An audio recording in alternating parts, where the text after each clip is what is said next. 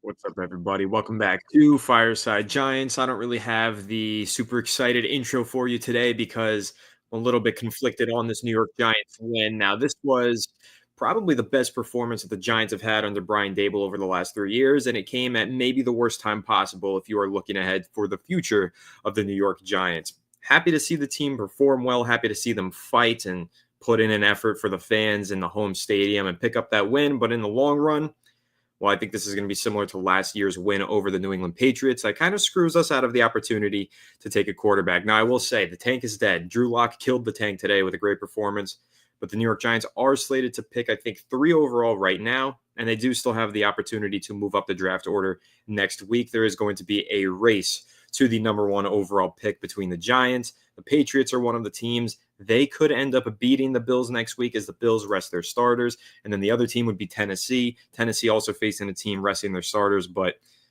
listen, guys, I don't know. Not exactly the outcome of the game that most Giants fans were hoping for. Listen, it's a win, and I know a lot of fans have the mindset of a win being a win and being happy for a win. And Malik Neighbors was a lot of fun to watch today. It was nice to see decent quarterback play from a Giants player.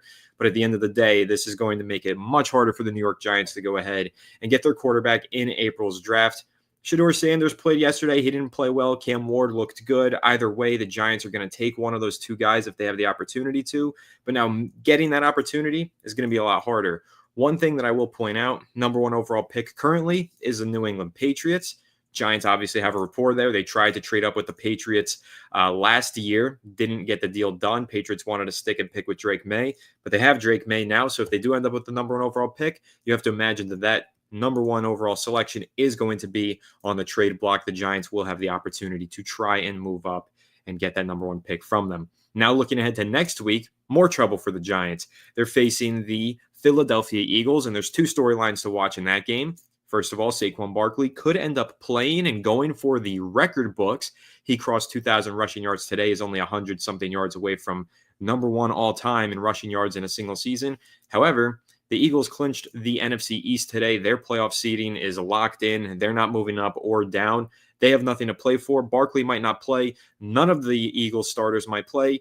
The Giants, obviously last week we were saying they're not even good enough to beat the Eagles backups. Well, after 45-point performance today, maybe they could end up winning next weekend against the Eagles backups. So something to keep an eye on. The Giants win tonight or win today, another win next week really takes them out of contention for the number 1 overall pick, really takes them out of contention for a potential quarterback selection. They could be definitely moving down the draft order. But how are you guys feeling? I see a lot of angry comments in the chat. I saw one that I want to go ahead and bring up. Justin says he's not mad about this win. First of all, shout out to you, Justin. You're in every live stream. Appreciate you. Not mad about the win, but can see this from the players' perspective and the fans' perspective. These players want to win no matter the circumstances at hand. Absolutely true. And I think it's also worth noting they didn't give up on Brian Dable this season. We've seen players completely give up before. We saw it with Joe Judge a few years ago. It resulted in his firing. Everything that we've heard is the Giants want to be patient, would like to keep Shane and Dable next year. A win like this, that helps Brian Dable. Now, it doesn't help us in our quarterback selection, but it does help Brian Dable and the players playing hard all the way through the end of the season. It's very good for Brian Dable. Says that he probably hasn't lost the locker room. And I get this perspective as well. It's football. You go out there and you try to win. But also with the Giants looking as bad as they did for the last 8 weeks, it's surprising they weren't able to have a performance like this sooner. If they were capable of this and they were trying to win these games, how did it not happen sooner? I mean, this was something that I didn't think the New York Giants were even remotely capable of. Let's see. What else? Where is everybody? How are we all feeling? Eric says, at least Neighbors looked fire. And yes, that's absolutely true. Malik Neighbors looked like a superstar in the making, as he really has all season long. But today's performance in particular, career high with over 170 receiving yards, his first multi-touchdown or second multi-touchdown game of his career, 2 touchdowns today. And I love that both of them were yards after the catch touchdowns, quick outs, quick screens, and he just took off to the races, kept running, and made it into the end zone. Obviously, he's chasing records of his own. He's already set a bunch of records for the New York Giants as a rookie this year, but he is on the heels of Brock Bowers and Puka Nacua for the most receptions in a single season from a rookie. Again, Bowers set that record today, beating Nakua's, but we'll see how Bowers finishes out his year next week, and we'll see how Neighbors does as well. Maybe Neighbors will have his name at the top of the history books, but for now, he's chasing behind Bowers. And Neighbors, man, he's special. I said it all the way back in April, even before April, maybe even in March. I said I thought he was the number one receiver in the draft class. I personally liked him more than Marvin Harrison Jr. I feel validated after seeing him play this season, especially on a day like today. Just imagine what he's going to look like when he has legitimate quarterback play. But ironically enough, Neighbors' big performance today might be the reason he doesn't get prime quarterback play next season. Very, very ironic and very frustrating in many ways. EDNYC Love is asking, why was Malik playing? Well, because they're competitors, and he's a young player who's got a lot to prove. He wanted to chase the 1,000-yard marker. He wanted to chase the rookie records. He has everything to play for, and, at the end of the day, the New York Giants, these guys are out there to do a job. It's not just a sport to Neighbors. It's not just a sport to Drew Lock. A performance like this from Drew Lock today, well, he probably just earned himself millions of dollars in the offseason. So you have to remember that when you think, well, why are these guys out there? Why are they trying? I mean, Drew Lock literally just earned himself millions of dollars on his next contract because of today's performance. A week ago, we're talking about him maybe being a veteran minimum player. After a performance like today, everything that he put on film in today's matchup, a team might go ahead and pay him another $5+ million or even $10 million in the offseason. So you have to keep that in mind. I hope the New York Giants aren't that team. I hope they're not expecting Drew Lock to be their starter next year. But these guys are fighting for their jobs. They're fighting for their futures. That's why they're out there and playing, and that's why they're trying so hard. As Zero says, Dable's fighting for his job. And listen, when you're looking at Brian Dable and his future with this team, it's up in the air. We've seen reports. Jordan Rannon said earlier this week, he looks like he's walking dead. Dead man walking is Brian Dable. Big win today, 45 points. He's the offensive mastermind that the Giants thought they were hiring. Hasn't looked the part over the last 3 years necessarily. Looks the part today. Some really great play calls, a couple questionable ones as well, but really got the most out of all of his playmakers. Now, it took him 17 weeks to figure it out, which is concerning enough, but it's a big performance from Dable and his team. And man, listen, if they are keeping Joe Shane, you guys know my stance. I don't want to keep the GM and bring in a new head coach and have those guys on different cycles. If you're going to keep one, you should keep both. If you're going to get rid of one, you should clean house. That's always been my take on it.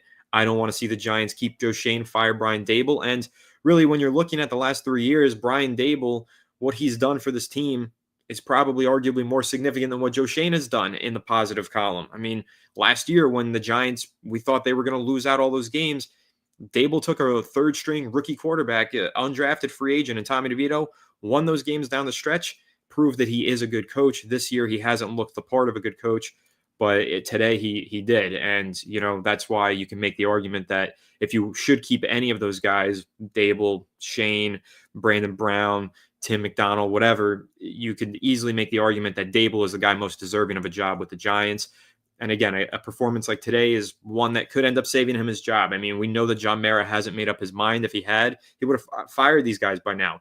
He's got another week. Let's see how the Giants finish the season in Philadelphia next weekend. But I do think there is a chance Brian Dable is coaching for the Giants in 2025, despite this being arguably the worst season in franchise history. Now, C says something funny, fire Mara. Well, I wish we could, but, we can't. And to the credit of John Mara, I mean, he's tried everything. He's been trying. He's just been failing. He's not a great owner, as Nick is saying. He's a bad owner, bad decision after another. It won't be good until it's under new ownership. Listen, you guys might be right, but it's never going to happen. Like, you have to understand the reality of the situation. It's the family business. It's been passed down through generations.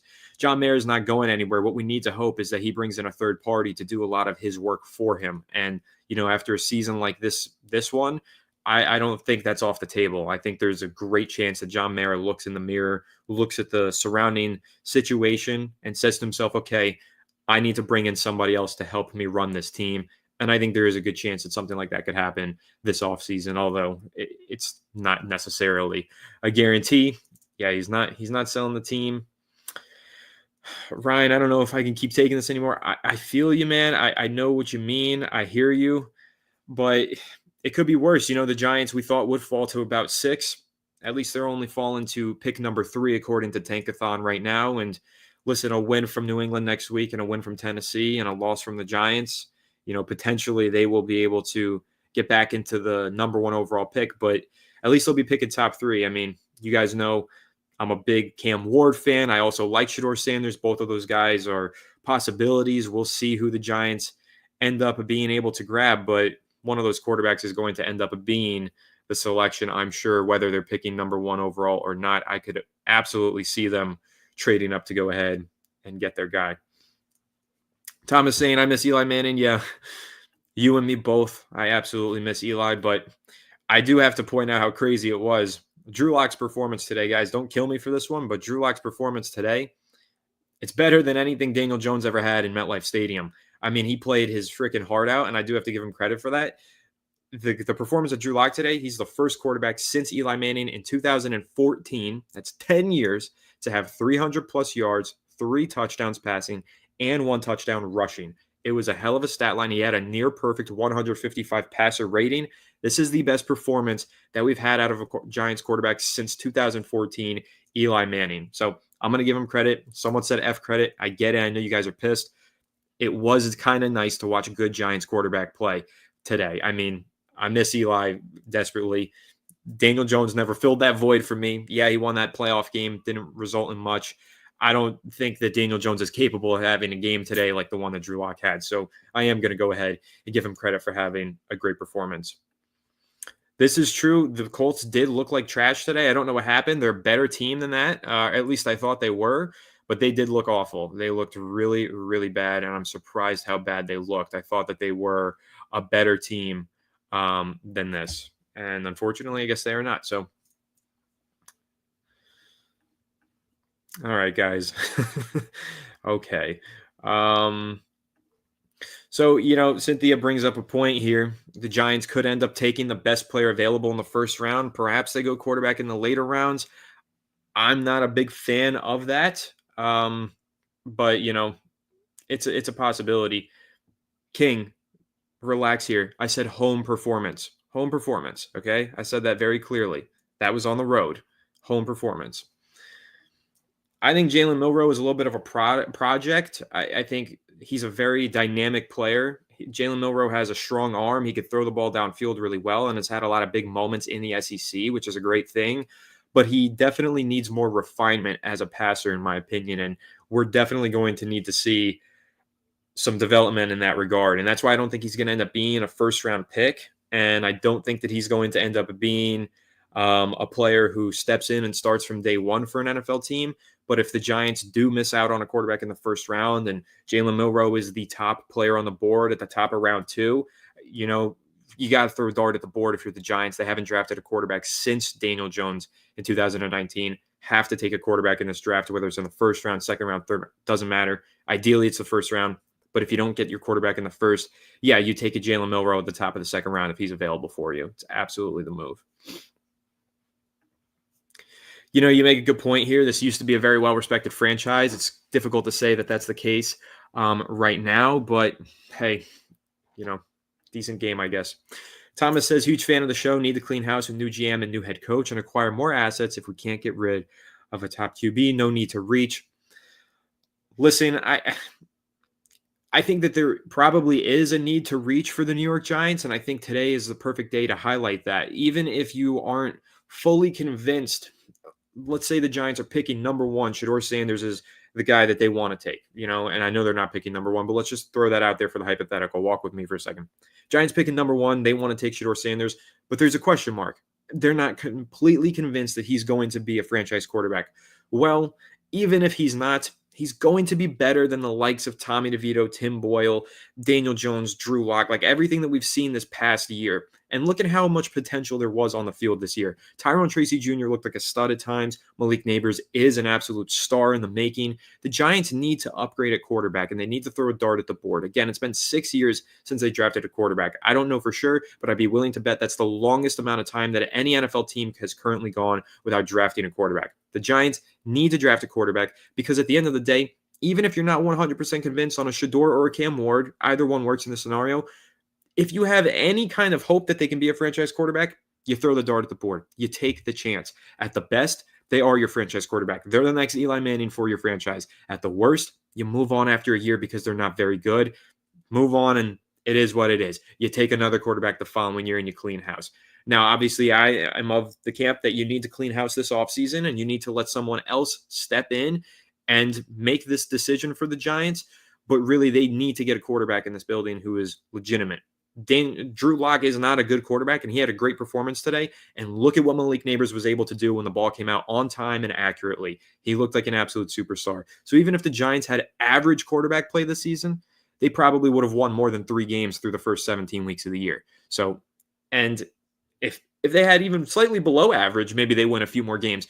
But they had a league worst quarterback play the entire season, and that's why they're in the hole that they're in now. So in my opinion, there is a need to reach. You have to get a quarterback in here. You have to get a legitimate talent and hope that you have the right pieces around him to develop him and make him thrive, even if he is a project and he doesn't have all of the talent completely refined just yet. Maybe he's got problems with his pocket awareness. Maybe he's got problems with his decision making. But you've got Malik Neighbors. You've got an offensive line that's been better. It was better this year than it was the year prior. And, once they get healthier, Andrew Thomas back, hopefully it's better. You've got Tyrone Tracy, and you've got some money to spend in the offseason because you cut Daniel Jones. So you've got some assets already. Now you need to put the quarterback into this environment and hope that you develop him and hope that he thrives. And obviously that's going to be maybe tougher, easier to do based on what they do with the GM and the head coach. It's a lot of big decisions to make. And we just have to see if John Mara makes the right one. But truly, we won't know whether it was the right or wrong decision in quite some time from now. But hopefully the right decisions are made this offseason. Michael says, hey, Anthony just joined. Now what? Thank you for joining. Thank you for tuning in. Now what is? We hope that the New York Giants, well, it depends. If you want the New York Giants to lose, you hope that they lose next week. And what you need is a win from the Browns today. You need a win from the Titans next week. And you need a win from the New England Patriots next week. If those things happen, plus I think the Browns, the Browns win today. We're good. So we just need the Titans and the Patriots to win next week and the Giants to lose next week, and they will be back in place for the number 1 overall pick in the draft. But the likelihood of the Patriots winning, very slim. They're a very bad football team. Same can be said about the Tennessee Titans.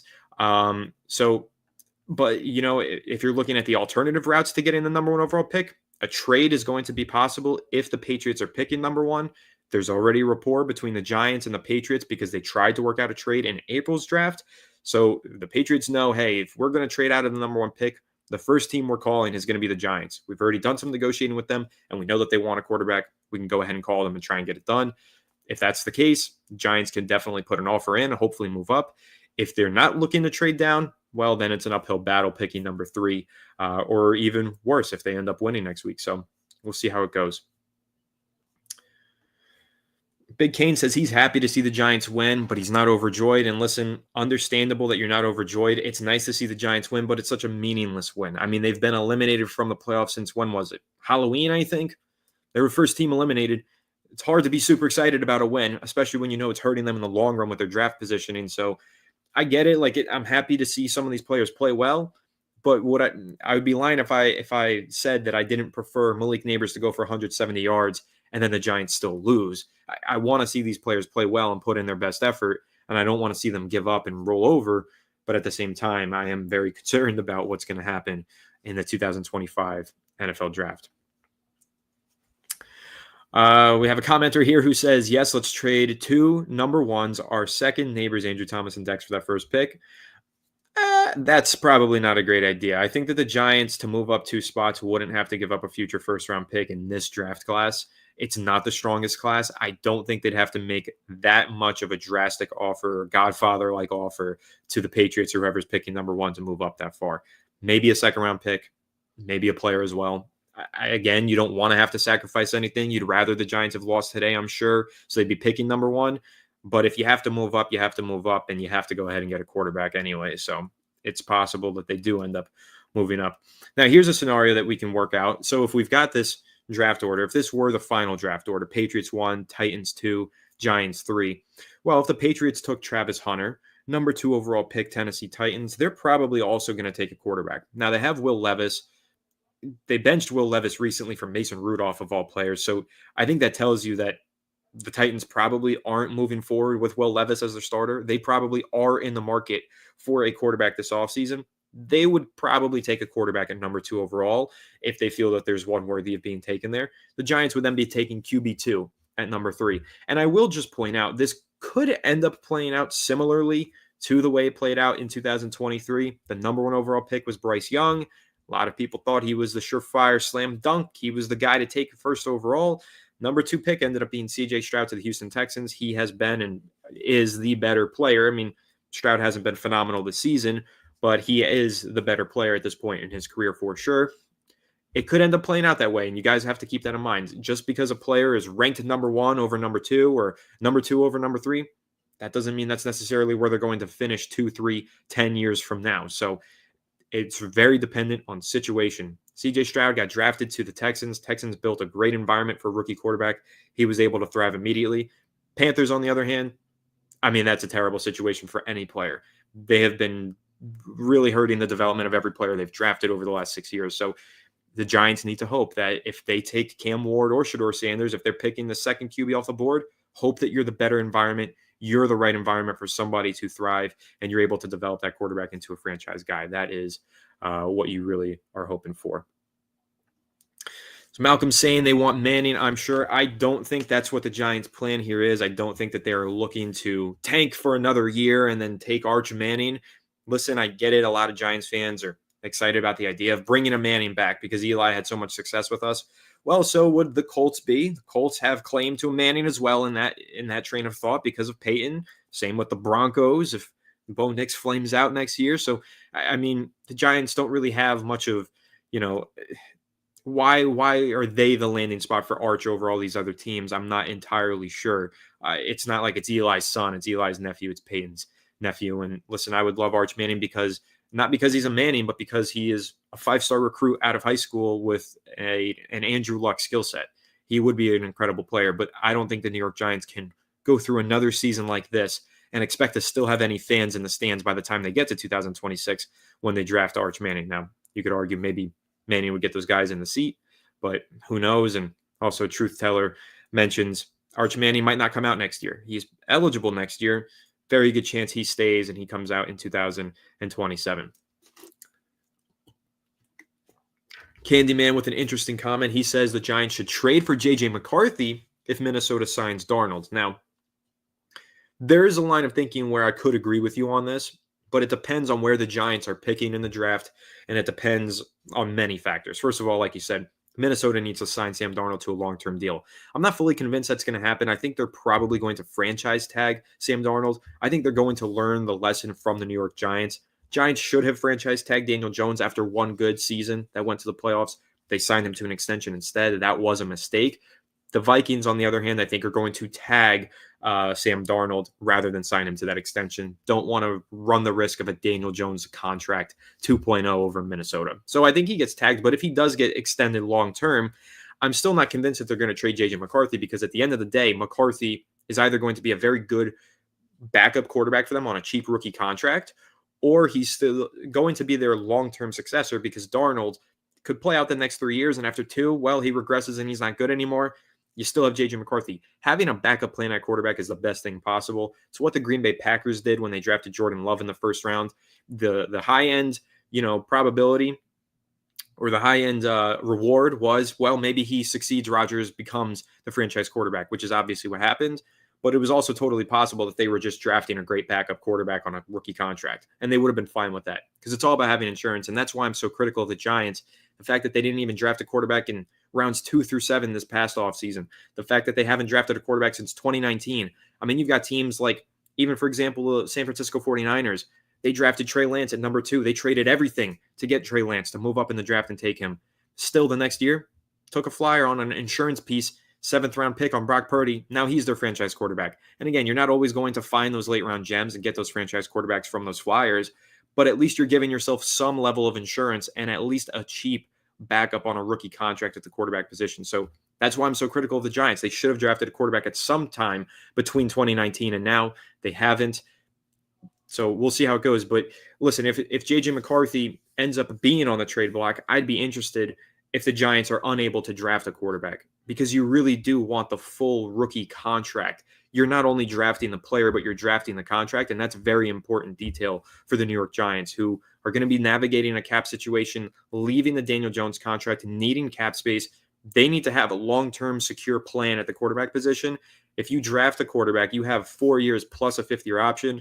If you trade for J.J. McCarthy, you have a rookie quarterback who just tore his meniscus, had to have 2 knee surgeries, now entering a contract where he only has 3 years left, and then a fifth-year option. So it's a shortened deal. You're actually getting the short end of the stick here. I love J.J. McCarthy. I thought he was a great talent. I was in the camp of him. Yes, he is a first-round draft pick, but and I thought he was worthy of a top 10 selection. But at the end of the day, because he's coming off of this injury, because his contract already has lost a year, and because the Giants are probably going to be in position to draft a quarterback, he's not going to be the top option. The rookie quarterback that they can draft is going to be the top option. Because, again, I know the tank is dead. We're no longer number 1, but we're still in the top 3. We're very likely to end up being in range to draft one of those top 2 guys. Joe Africano says, gotta hope Browns win today and Titans next week. If we get lucky, could get second overall, right? Yes, that's exactly right. If the Titans win next week, let me see who the Titans are playing. Just as a reminder, they're playing Houston. Houston, I believe, has already clinched their seeding.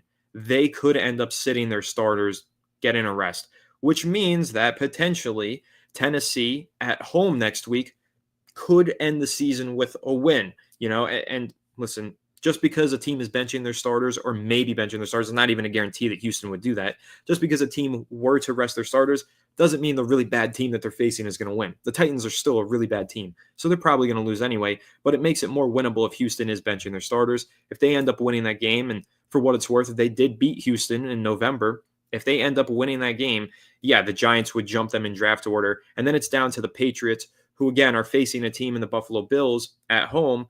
The Bills, if you guys remember, have clinched their their playoff seeding. So they are very likely to sit their starters. Maybe the Patriots could steal a win. So not only do we have a chance to get lucky and get the second overall pick, there is a way that this could shape out where the Browns win today, Titans lose next week. Titans win next week, Patriots win next week. Giants could be back in position for the number 1 overall pick, as unlikely as it may be, but it is possible. Can Philly still play for seeding next week? No, Philadelphia has won the NFC East. They have locked in their seeding, and they are not in position after last week's loss versus the Commanders to jump Detroit. Actually, I take that back. They might have positioning if Detroit loses tomorrow night. I'd have to double check. I don't know who's a tiebreaker between those two teams, but Detroit is 13-2. Philadelphia is 13-3. Minnesota is 13-2.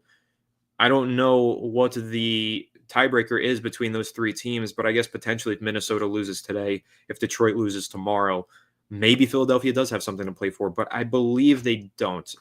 You'd have to double check it, but I think they've already locked in their seeding. They're very likely to end up, benching their starters. Just a guy will get to your question in just a second.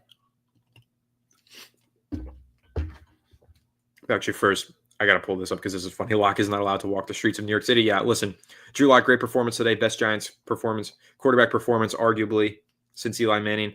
But you're dead to me. All right, Just a Guy says, remember when you were pushing the narrative that the team quit on Dable? Well, I don't think I was necessarily pushing the narrative. I think I was frustrated with the team and reacting to the effort that they were putting on the field. I mean, Deonte Banks very clearly had a lack of effort and wasn't trying anymore. There were a lot of players where it looked like that. So, at one point this season, it did look like they quit on Dable, but I'm happy that I'm wrong and that they are still playing for him. I am a Giants fan at the end of the day, so I want to see this team have success, and I want to see the coach be a good coach. I want to know that the Giants have good people in that building. So, they doesn't look like they quit on him today, and I'm happy about that. And thank you for the super chat. I think this is probably true. Daniel Jones won a playoff game, but it's a little bit up to debate, I guess. I mean, depends how you look at it. Let's see. What else, guys? More questions. Let's go through and see. Who will be a surprise offseason cut? Any quarterback, any team? That's such an interesting one. I think Kirk Cousins, that's not really much of a surprise. I think everybody knows that's likely the plan is Kirk Cousins gets cut by the Atlanta Falcons. Me personally, I don't think Kirk Cousins does a whole lot for the New York Giants if they sign him. I know it'd probably be a 1-year bridge deal, but even still, it's not something that I think I'd be thrilled about, but it is a possibility. That would be the one that comes to mind. But out of any others, any surprises? I mean, again, wouldn't be a cut, but both Russell Wilson and Justin Fields are going to be free agents this offseason. I definitely think there's a world where the Giants look to sign at least one of those, or just one of those guys. Even if they do plan on drafting a quarterback, I would still sign a Russell Wilson or a Justin Fields because I want a bridge. I don't want to just throw the quarterback into the fire, throw him into the lion's den with no safety, no protection. I want some sort of insurance and succession plan. So I think the Giants, similar to the New England Patriots, they signed Jacoby Brissett. He started the first 5 to 8 weeks of the season, however long it was. Then Drake May went in. I'd like to see the Giants do that. Now, if you sign a Russell Wilson or a Justin Fields, I would say that you have signed a player of a higher caliber than Jacoby Brissett for sure. So it's not the same thing, but at least you have a quality starter who can win you some games in the beginning of the year. Then if you start to middle out in the middle of the year, hopefully that rookie steps in, is ready to go immediately, provides a spark, and you win down the stretch and have a successful rookie season. That's what I would like to see. So yeah. And then looking around at the rest of the league, I mean, any surprise cuts? I could see. I can't really see Geno Smith shaken free. I can't see Kyler Murray. Dak Prescott's there to stay, just signed. I can't see Tua. I don't think that he gets traded or cut or anything. I don't know. I think it's going to be really tough. I mean, I know people floated out the idea of Matt Stafford being a trade candidate. I don't think he's going to want to leave. I think he'd rather retire than leave LA. And I don't think LA wants him to leave. I think they want him to retire as a Ram. So I don't think it's necessarily a possibility, but that's why it's surprise. Who knows? Yeah, Winston could be a great bridge. Now, I think it's weird that the Cleveland Browns decided to bench Jameis Winston. I get it. They want to see what they have in the young guy, DTR, but DTR is bad. Like, he's not going to be their franchise quarterback. I think we should all know that by now, and they should as well. But hey, Jameis Winston, I think, proved enough this year where if you need him to step in and win some games, he can win a couple. He's not going to be a consistent 17-game starter, and he's definitely not going to be consistent is the key word. He's consistently inconsistent is Jameis Winston's thing, but he's a hell of a leader. He's a great locker room presence, and he's got some talent. He can definitely win you a couple games throughout the course of a season. So he can put up some touchdowns here. He can feed Malik Neighbors there. And if you've got him in the starting lineup for 5 weeks and then you've got a rookie taking over after that, I would like that. You'd basically be paying Jameis $10 million for a 17-game season, expecting to only play him for 5 weeks of that season. So I don't really think it's going to be, a situation where he could take on the full year as a starter. I guess if he's playing well enough, it's possible, but I would like to see Jameis Winston be on the short list for a potential bridge quarterback for the New York Giants. In fact, he was on my short list on my Twitter account this past offseason. So was Sam Darnold. Anthony argues that the best bridge quarterback would be Carson Wentz. That's an interesting one. Now, Carson Wentz currently with the Kansas City Chiefs. We haven't really seen him play significant amount of football in a while. Obviously, he had some wild success with the Philadelphia Eagles way back when, then had a season-ending injury that same year, and had a couple other injuries and bounced around and hasn't really stuck around anywhere as a long-term backup nor starter, but he is a very talented player. It's kind of similar to Winston. Winston's gotten more opportunities to play games than Carson Wentz has, but Wentz, has talent. Like Winston has talent, so does Wentz. And Wentz is probably going to come cheap. If you're going to bank on any of the potential free agent quarterbacks being the next Sam Darnold, meaning they sign a very cheap 1-year deal and end up exploding into a franchise quarterback, having a career renaissance, I think Carson Wentz would be one of those guys that you'd be willing to bet on because, again, you're not betting. It's like plus 1,000 odds, but it's a bet that you might be willing to make because there is raw physical talent there, and he has had success in the past, and he's flashed high-end quarterback play. So, yeah, that could be a really good bridge. And at the end of the day, the worst-case scenario, after 8 weeks, he looks like crap, and you put your rookie in because the Giants have to take a rookie, whether it's in round 1, 2, 3, whatever. So here's an interesting one. We should try to get Higgins, obviously T. Higgins from the Cincinnati Bengals. First of all, hell of a performance from him last night. That game was really exciting. Bengals versus Broncos. I love watching Joe Burrow play football. So if there is one positive that I'm taking away from the Giants win today, it's the fact that I might get to see some Joe Burrow playoff football, and I want to see that. So it's possible now. Anyway, though, on the point of T. Higgins, dude is an absolute superstar. I don't understand Giants fans who think he's not going to be a WR1 if he leaves the Bengals. I mean, the guy has had numerous 3-touchdown games in his career. He is a true star, in my opinion. And him opposite Neighbors is literally built like Jamar Chase. At his best, if Neighbors reaches his potential, could be a Jamar Chase like player. Now, I don't project anybody to have that level of success and talent because, I mean, Jamar Chase is such a rare breed. But if you're going to bank on a player to get close to that, it's going to be the guy who runs the exact same 40-yard dash as him, is the exact same weight as him, and is the exact same height as him, and went to the exact same college as him, and broke all of his records. That would be Malik Neighbors. He checks all of those boxes. So if you really want to replicate the Bengals offense of a Jamar Chase, number one, and a 1B in Higgins, maybe you do go sign Higgins and you make him the 1B to the Jamar Chase like 1A and Malik Neighbors, and you hope that that is your offense going forward. But the success of T. Higgins and Jamar Chase is no doubt dependent on the phenomenal quarterback play that they enjoy from Joe Burrow. So you got to get the quarterback situation figured out first and foremost. However, there is one pro comp for one of these top quarterbacks. Oftentimes I hear and I read, well, Shedeur Sanders could be a Joe Burrow similar. So I don't know. Maybe the wheels spin. Maybe you get Shedeur. Maybe you get Higgins and you have Malik. Maybe that's your pairing. It's possible. Or it could be Cam Ward. Who knows who the quarterback is going to be for the Giants next year. But I am in the camp where I would be interested in T. Higgins. It's going to be expensive. I mean, you're talking probably nearly a $30 million per year contract. Maybe that's not a worthwhile deal to sign to a free agent. The Giants have way too many holes to probably invest all that money into one player. So it probably won't happen and probably shouldn't happen. But it's definitely something that I'm interested in. And I wouldn't immediately be like, no way, I don't want to see it happen. So I'm curious. But I'll mention this. If you guys tuned into yesterday's episode of Fireside Giants, I mentioned the name that I thought would be great for the Giants, Alec Pierce of the Indianapolis Colts. Guy just freaking torched the Giants today. Looked like an absolute star in the making. He's the WR2 over there, has the highest yards per reception in the NFL this season. Alec Pierce is entering the final year of his contract with the Indianapolis Colts, and they've already paid Michael Pittman a boatload of money. I could absolutely see him shaking free on the trade block, and if he is on the trade block, if I'm the New York Giants, I want to pair Alec Pierce with Malik Neighbors. That could be a deadly combo right there. So obviously you would have to pay him after trading for him, but I would definitely be into that. Fireside Yankees over here telling you guys to smash the like button. Thank you very much. Yes, smash the like button. I'm imagining that's Ryan. Shout out to you, Ryan. And guys, if you are a fan of the Giants and the Yankees, go check out Fireside Yankees. Phenomenal content over on that channel. Obviously, a brother channel of mine.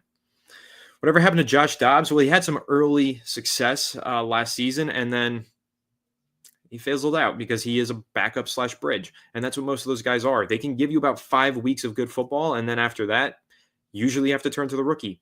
And so if Josh Dobbs or a Josh Dobbs-like player is what the Giants end up signing this upcoming offseason, don't expect them to play 17 weeks. Expect them to play 5 to 8.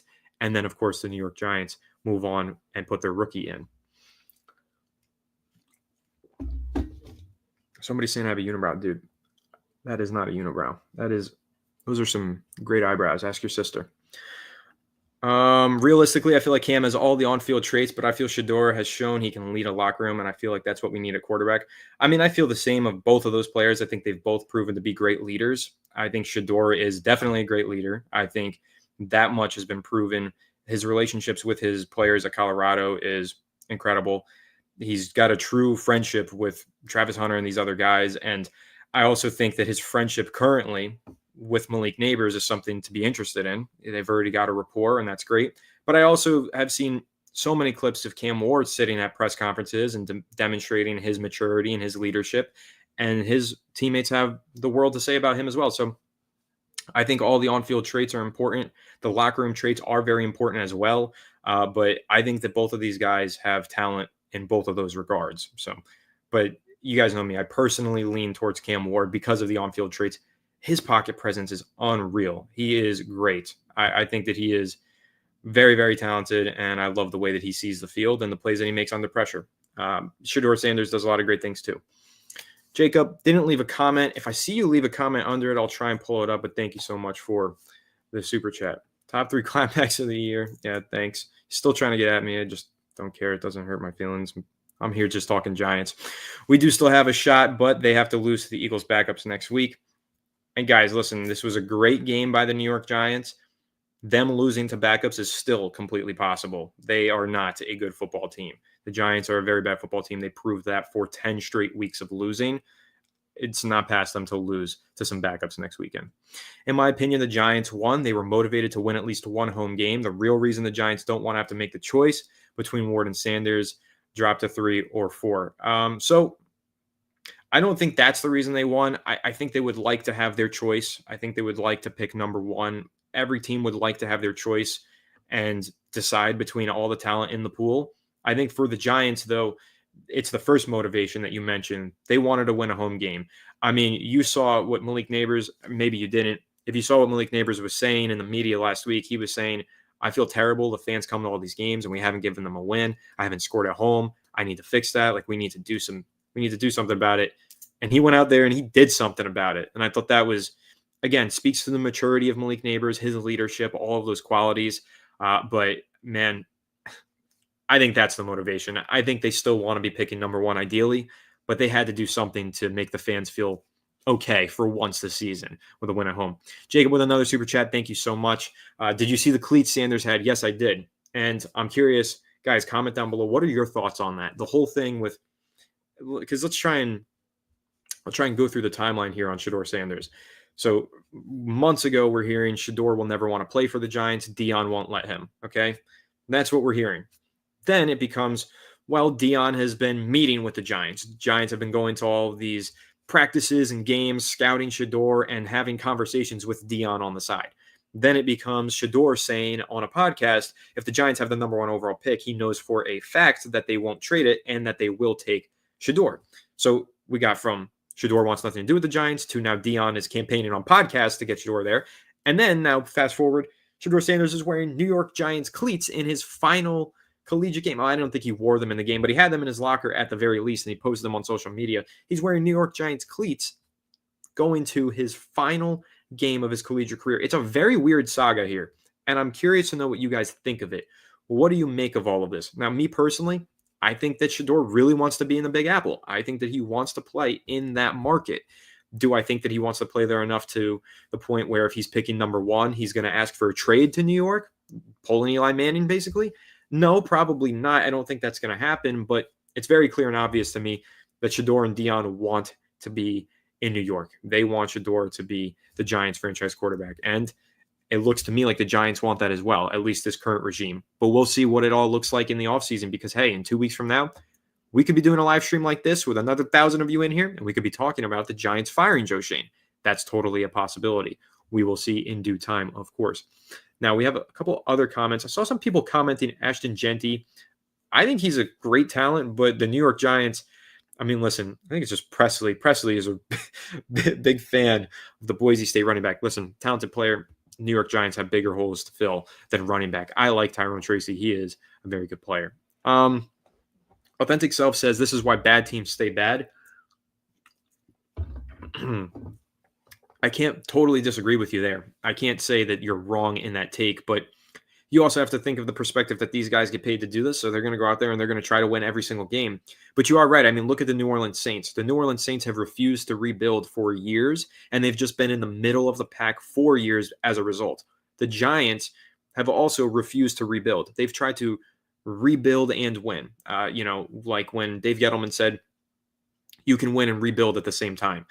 You can't. You really, truly can't. You have to actually rebuild. You have to trade assets. You have to acquire assets, and you have to build through the draft. The Giants haven't gone through a proper rebuild. This offseason, they have an opportunity to do that. You can argue that they just squandered that opportunity because they're likely not picking number one overall anymore. But keep in mind, a rebuild doesn't always look like number one overall pick and your franchise turns around.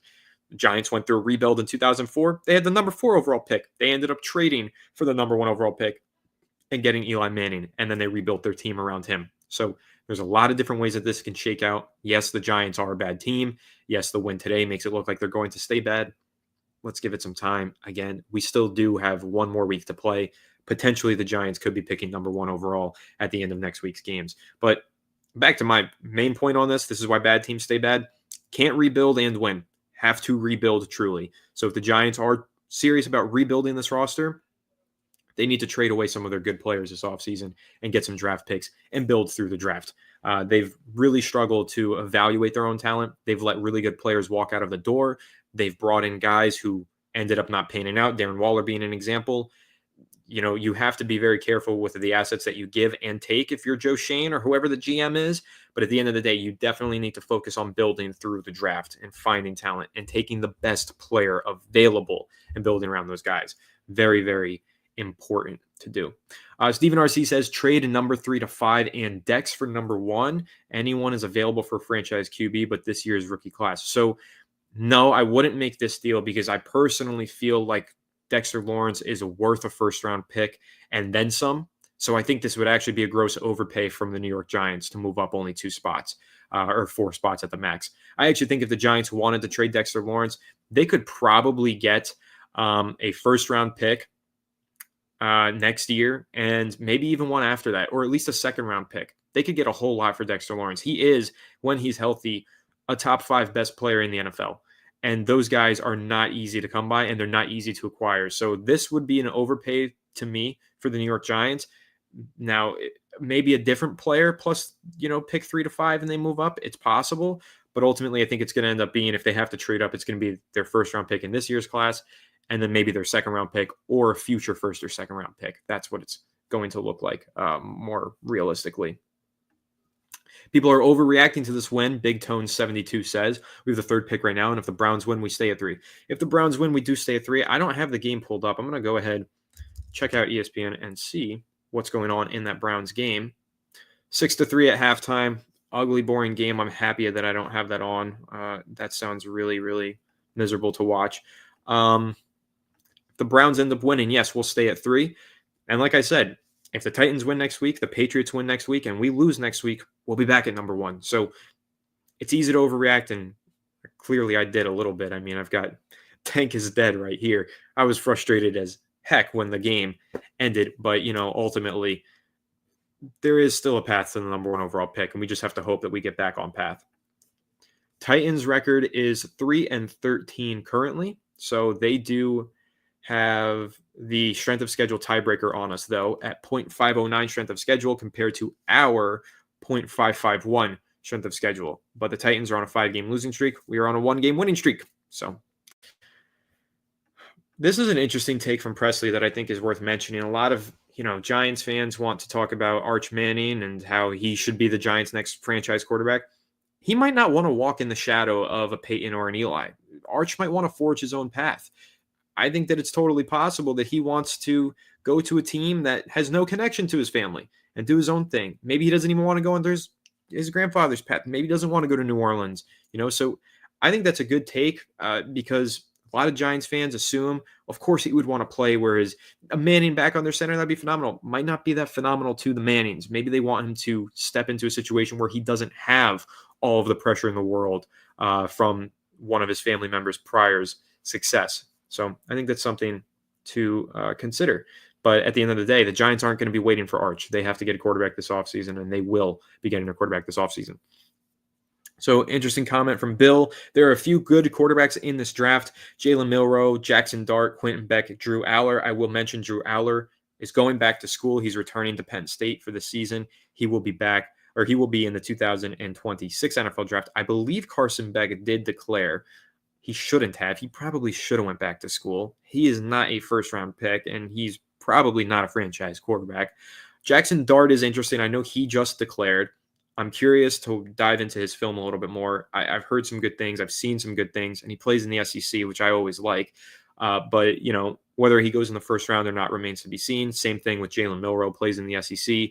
Definitely has a lot more to develop and refine, but we'll see, if he ends up even being a first-round pick. Stephen RC is really eager to trade Dexter Lawrence, it seems. He says you could trade Dexter for another first and don't use that pick, so the trade up to 1 isn't a big loss in picks if we have 2 first. Possibly, but Dexter Lawrence is a big loss. I mean, he is the leader of that defense. He is the best player on the team. And the Giants' run defense, as bad as it is, it's worse when he's off the field. And they don't have any talent on that interior of their defensive line without Dexter Lawrence. So you would be opening up a massive hole there by trading away Dexter Lawrence. And then you have to fill it with multiple players of talent. You have to get a starting DT to replace Dexter Lawrence, but you still also have to address the fact that you need another starting DT because the Giants don't have one. And maybe you need another quality player in that room. So trading away Dexter Lawrence, I don't think that it's something that the Giants are going to be interested in unless they get an absolute haul and they really truly are trying to blow it up. But yeah, no Dexy trade. Trisha, I have to agree with you. I don't think that's going to happen. Christopher says, great victory, much needed. I would never choose to lose games to get a higher draft pick. That's a weasel and politician mentality, not a player's and definitely not a true fan's mentality. And listen, hey, that's how you feel. I respect it. I also respect how I feel. I wish the Giants lost this game. Just truly and honest with you, because last year the New York Giants could have had a Drake May or Jaden Daniels, and look at what Jaden Daniels did for the Commanders. Turned them around overnight, and they are going to the playoffs this year. Giants potentially could have been that team if they drafted one of those quarterbacks. Instead, they got a great player in Malik Neighbors. I think he was the best player in that draft class. I said that back then, and I'll say it again. Truly special player, but they still don't have a quarterback, and you need to have a quarterback. You don't have a team if you don't have a quarterback. Like, you don't have a future as an NFL team without a quarterback under center long term. So, but hey, listen, it is a good win. It was a great win. You could celebrate it if you want to, but if you're going to celebrate this win, you got to also hope to God that the New York Giants find a way to get a quarterback so that we can get more wins like this going forward, because we've been eliminated since October. There is really no point to this win. The Giants gain nothing from this win. But if they're able to get a quarterback, hopefully they can get more wins like this. And that's why people wanted this loss, so that they could ensure that they get the quarterback to get more wins like this one. Elijah asks, where do you think we go from here? So where do I think we go from here? Well, we've got one more game left to play. Let's see how the draft order looks after that. But let's also see what John Mara does. Does he keep Joe Schoen? Does he keep Brian Daboll? Those are big question marks. And honestly, after a win like this, and considering all the other things that we've heard throughout the past several weeks, I think there is a good chance that the Giants are going to keep Schoen and Daboll. Obviously, back in October, we heard John Mara say, I want to remain patient. I've been too impatient in the past. And he's also said, that he has confidence in the vision of Brian Daboll and Joe Schoen. He wants to see it through. If that's the case, maybe they survive this season. It's very rare that a coach survives a season with 3 or less wins. Very rare that a GM does as well. Those guys are very often fired. And especially when you're considering the 10-game losing streak, it's the worst losing streak in the history of the New York Giants franchise. In the 100th season of the franchise, it took them 100 years to have a 10-game losing streak. I don't know how you can justify those guys surviving that losing streak and this season. But if they do, you give them another year. And if the quarterback that they draft fails after year 1, you blow it up, you clean house, and a new regime steps in, and they have the option to keep that quarterback or draft another one. And that's a fine path to go. The problem will be if the Giants keep one of the two and not the other. For example, if they draft or if they fire Daboll, hire a new coach, and keep Schoen, then you're running into some trouble with how long is Schoen's leash versus how long is this new head coach's leash. If they go for another 2-win season next year, are you going to fire the GM? Well, what GM is going to want to be here if you already have a new coach under contract? They're probably going to want to fire that coach too. Is that negotiable? It becomes very messy. So to me, if you are keeping Joe Schoen, you need to keep Brian Daboll. If you aren't keeping Joe Schoen, you got to fire Brian Daboll. It needs to be a clean house or a retain house situation to me. That's personally how I feel. So, but we'll see. It does sound like the Giants have an interest in exploring an avenue without one of the two. But I really think they should be joint at the hip. I think that they should be connected. And if they're not, well, we will see how things go. It'll be very, very, very interesting to see over the next couple of weeks. Christopher says you can't worry about the future. You have to play for the day because that is all you have. It's nice to want great players in the draft, but you don't sacrifice winning for it. That you have a real NFL coach, GM, player mindset. You truly do, and I respect it. But I don't have that mindset personally. I've seen this Giants team lose for too much over the last 10 years. I've seen too much of this crap where the Giants are close to turning things around and they just can't do it. I personally need to see a change. And if that change comes from getting the number 1 overall pick, that's what we got to do. We got to get the number 1 overall pick. So I get it. I respect the mindset. It's just not my mindset personally. He did throw 2 pick sixes last week, but today he had 0 turnovers and the game of his life and the best game that a Giants quarterback has played in MetLife Stadium in 6 years. It was truly incredible. I couldn't believe that that's what we saw from Drew Lock today. He is the killer of the tank. Cardiac Nix has an interesting comment. He says Mara likes Shane, not the case with Dable. That's an interesting thing to kind of a theory to throw out there. If Joe Shane just has a better personal relationship with John Mara, if John Mara just personally likes Joe Shane, could that save his job? And maybe he personally doesn't like Dable. Well, we do know some things about Dable, and we know that he fired a DC this past offseason. Well, he didn't. The DC quit, and he demoted an offensive coordinator with under the thin veil of a fake promotion with the assistant head coach thing with Mike Kafka. And we've heard that obviously he fired Bobby Johnson. We've heard that the coaches that work under Dable do not like Dable. That is something that we've heard many, many times from many different sources. So that's true. So maybe Mara also doesn't like him. I guess that's possible. But I also did see John Mara, or not John Mara, rather, I saw Steve Tisch in Atlanta last week talking to Brian Dable, and he looked like he liked him. So they were shaking hands, they were smiling, they were laughing, they were joking, they were having a good time together. So I think it's kind of tough to, assume that the ownership doesn't like one but likes the other. I think that they really just care about the performance of each GM and coach. That's what they care about more than anything. And hey, what we read this week, or what I read this week from, I think it was Jordan Randon, said each coach and GM is going to be judged on their own merits. John Mara plans on sitting down and having a one-on-one meeting with Joe Shane and a one-on-one meeting with Brian Dable, asking them, hey, what went wrong? Both of those guys will have the opportunity to throw the other under the bus. So you could see Dable say, I couldn't win with that roster. Joe Shane is terrible. You could see Joe Shane saying, I gave him the pieces. He didn't put it together. Brian Dable is terrible. They could throw each other on the bus. Or they could both step in to that meeting with John Mara and say, I need another year with Joe Shane. I need another year with Brian Dable. And maybe they do talk their way into another year with this team. I don't know for sure how this is going to shape out. All I know is after next week, John Mara is going to have one-on-one meetings, and then he's going to make a decision. I don't think that it's going to be Black Monday firing. I think it's going to be a few days after Black Monday. Then we'll get a decision from John Mara. I would say that it's 50-50 right now. I think it's anybody's guess. He could fire him. He could clean house. He could keep one. I really, truly am not sure what John Mara is currently thinking, and I think a lot rides on those end-of-year meetings as they have in years past. So we'll see how those end-of-year meetings go, guys. I'm going to begin wrapping this up, so get in your last-minute questions, and I'll try and answer a few of them.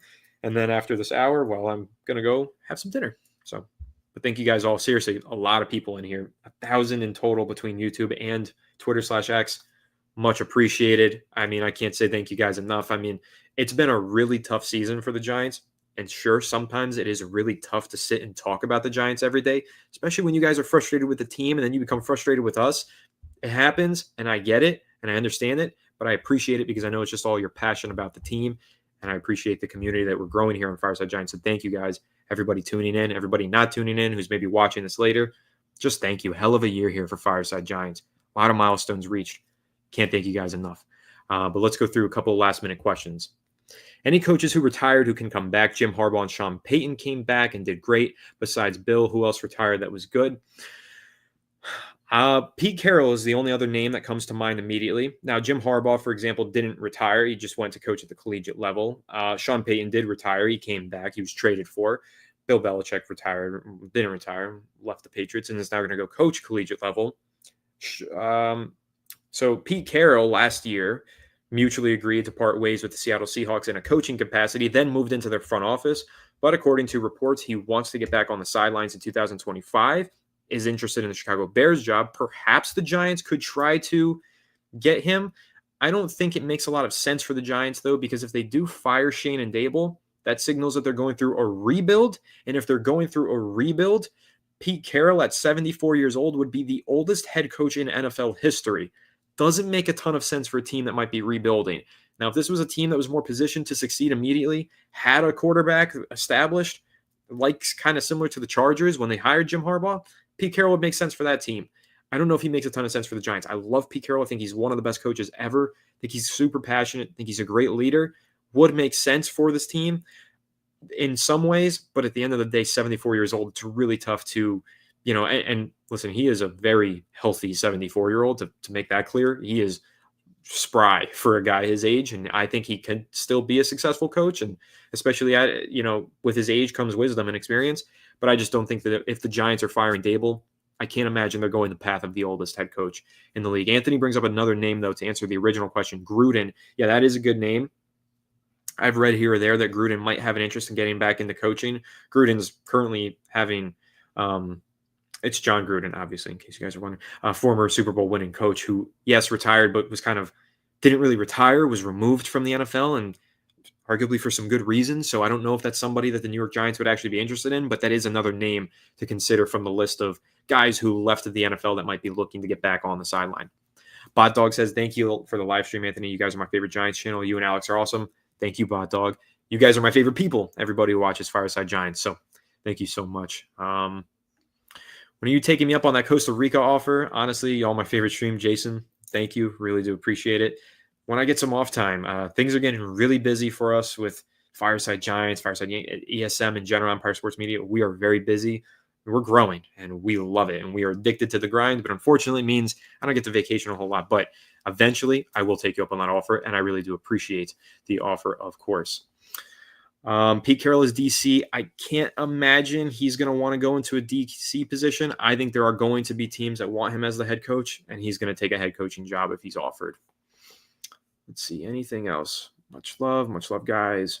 Trisha says, rough day. I know, because, listen, Giants aren't picking number one anymore, but hey, let's see. Let's see how things shape out today and next week. Maybe we're back at number one overall. It's totally possible. Presley says, Mike Vrabel, ? He's going to be at the top of the list if the Giants do fire Dable. He's going to be one of the three probably names that you're going to hear most often connected to the Giants because he does a lot for you. He's a CEO type. He fixes your culture overnight probably. And he is a really smart, successful coach with experience. Those are the things that the Giants are probably going to be looking for: experience, culture, and ability to build.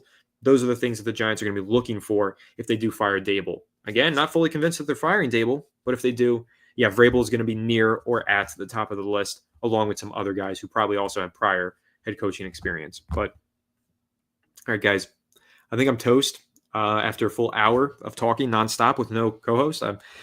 Alex wasn't able to make it today. No big deal. I had to get in here and talk about the tank being dead anyway. Had to talk to you guys and know you guys were probably clamoring to hear some analysis and to vent. A lot of you guys did some good venting in the comment section. I'm happy that you were here to do that. Gavin, don't cry. No need to cry. It's going to be all right. The Giants have every opportunity to still draft their quarterback. I promise you. Whether it's because they lose next week and a couple other teams win, they're back at number one, or if it's because they're trading up in April, they're going to have an opportunity to get a quarterback. So you just got to hold out hope, got to hold out the passion and the energy, and hope that you see the Giants come out on the right side of this thing. Last question I'm going to answer. William says, any chance Parcells comes out of retirement? I live in South Florida. So does Bill Parcells.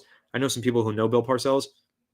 The man is old and he is showing his age. He is not coming out of retirement. He is definitely not coming out of retirement. That's all I'll say. Wishing him the best. But all right, guys.